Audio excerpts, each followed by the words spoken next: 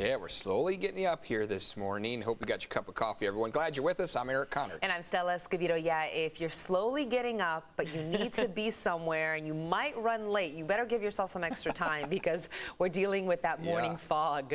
Oh yeah, it's foggy out there. You can see it now. We're getting a little more daylight. So San Miguel's camera showing the clouds are hovering over the South Bay. But really the problem spots right now, places like Miramar and Kearny Mesa, North County coastline, dense patchy fog causing visibility down to near 0 miles. So it'll be really hard to get through that in a hurry. Just, you know, want to take your time. High surf advisory has now been extended all the way through Saturday. Some big waves to talk about here coming up. And then our temperatures are warming gradually. You'll notice some low 70s today through Thursday. Here's a check of that visibility where you see a lot of that fog forming, Carlsbad, Miramar included. Jenny.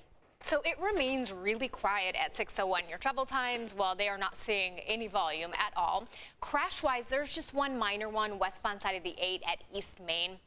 Nobody was hurt there, but you may notice a cop car kind of off to the side. 52 if you're traveling westbound right near Genesee. Single lane is blocked with a stalled car. That's my big news of the day. I just want to show you down to the South County, even the Coronado Bridge is quiet. And North County, even the construction really isn't impacting your freeway times. Stella.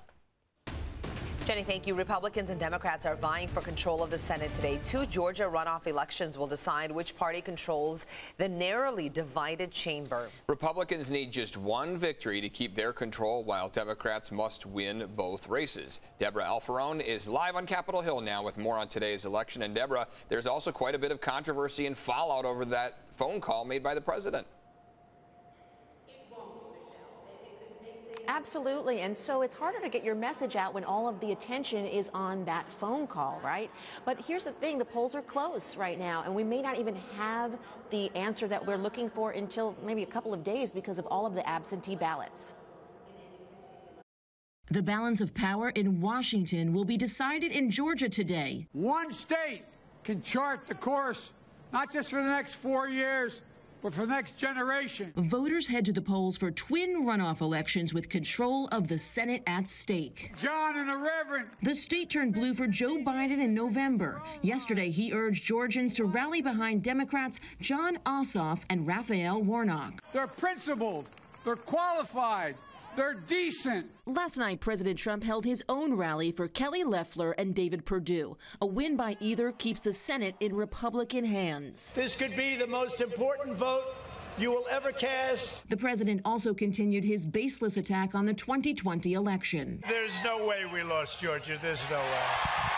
Democrats are now calling for a criminal investigation into President Trump after his phone call pressuring election officials to change the results. I just want to find 11,780 votes, which is one more than we have. Georgia Secretary of State Brad Raffensperger spoke to CBS Evening News anchor Norah O'Donnell about that call. Why do you think the president wanted to speak with you directly? Probably to see if he could influence me to change my decisions. Another top election official in Georgia shot down the conspiracy theories and false claims of voter fraud. Everybody's vote is going to count. Everybody's vote did count. More than 3 million Georgians cast ballots during early voting for today's runoffs. Again, Republicans only need 1 seat for control, while Democrats need 2, Eric and Stella. Deborah, is there any indication that the president's phone call will have an impact on Republican voters there in Georgia? Well, it's interesting because Republican strategists are saying that, yes, it might, because here's the thing. The president is speaking about his baseless claims of voter fraud, and that's not giving a lot of people confidence if they're listening to him. So that's going to end up driving down Republican turnout. But, you know, it's anyone's guess how this is going to end up playing out. The polls are that close. Yeah, we will see. All right, Deborah, thanks for your time this morning. Appreciate it. Increased restrictions could be coming to one part of the county as more businesses defy health orders during this pandemic. It is the focus of a special meeting that's going to take place later today. And News 8's Evan Irani is live in Carlsbad with a closer look at that. Good morning, Evan.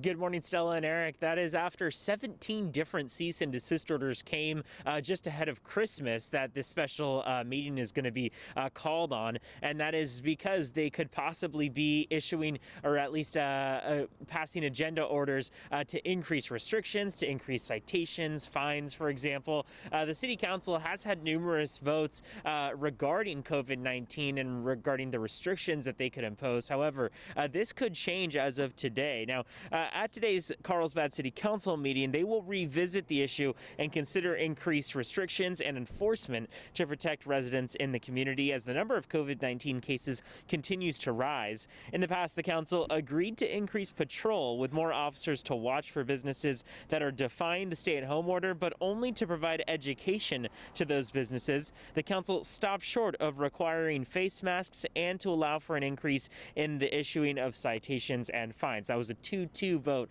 that ordinance did not pass. Now, Councilmember Corey Schumacher made the call for today's meeting, saying that it would be prudent to revisit the agenda item as we see not only an increase in cases, but an increase in the number of businesses that are defying that public health order. This, of course, is going to be anyone's guess as to what exactly could come of the special meeting. And the reason for that is because the makeup of the council is actually different compared to the past times that they've revisited this issue. So they talked about it in a meeting in July as well as in September. Now, after the November election, the City Council is made up of 5 people and not the previous 4-person makeup. So now that there is an odd number, they likely won't end up with a 2-2 tie dividing them on these issues and will likely at least come to a 3-2 change in that vote. So that's why they're going to revisit these agenda items to possibly provide further restrictions or at least to provide the money to enforce this further, to allow for additional patrol and the issuing of citations and fines related to the businesses that are defying the stay-at-home order. Now, as far as here in Carlsbad, we've passed by some of those stores and restaurants, one of them being the Compass, saying that they are peacefully protesting. They say that they believe it is unconstitutional, that they are not allowed to be able to have patrons come in and dine at their restaurants. So some restaurants in Carlsbad saying despite those cease and desist orders, they're exercising their constitutional right to peaceful protest and that they will continue to defy those stay-at-home orders regardless of what the City Council says. Stella and Eric, back to you in the studio. Evan, thanks for that. County health officials are reporting 3,013 new COVID-19 cases out of more than 17,000 tests for a 17% positive rate.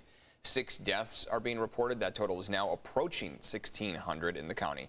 There are 47 new hospitalizations. 9 of those are patients in ICU. The current ICU bed availability for Southern California for our region remains at 0%.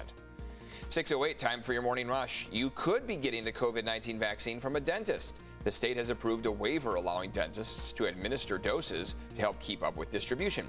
The governor says only 35% of the doses that have arrived in California have been administered, and he says that we need to do better. Our Chris Groh will have more details coming up at 6:30. And doctors at Rady Children's Hospital are seeing more kids with multi-system inflammatory syndrome, or MISC. This is a rare condition associated with COVID-19 where different organs can become inflamed, including the heart as well as the brain. Doctors say it only happens in children who were exposed 4 to 5 weeks earlier. Symptoms include a persistent fever, diarrhea or vomiting, and trouble breathing. And the first patients are now being treated at a federal medical station in North County. The National Guard set it up at Palomar Health in Escondido earlier this year. It has enough space to handle 202 patients. Right now, it's treating 10 people. It will help ease overburdened hospitals across the region, especially those in Imperial County.